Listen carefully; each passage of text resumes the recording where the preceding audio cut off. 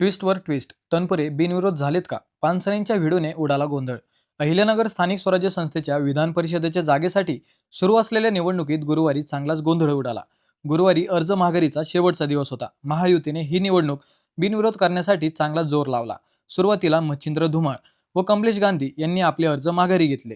त्यानंतर करण Sasane not reachable झाले. भाजपची धाकधूक वाढली, टेन्शन वाढलं. परंतु 2:15 वाजेच्या सुमारास त्यांनीही आपला उमेदवारी अर्ज माघारी घेतला.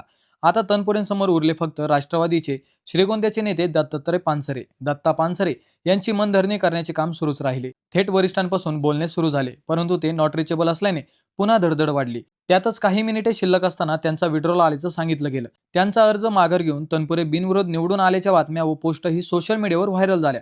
परंतु अवघ्या काही मिनिटातच गोंधळ वाढला. दत्ता पानसरे व बाळासाहेब नहाटा हे जिल्हाधिकारी कार्यालयात उपस्थित होत त्यांनी विड्रॉलवर आपली सही नसल्याची तक्रार केली.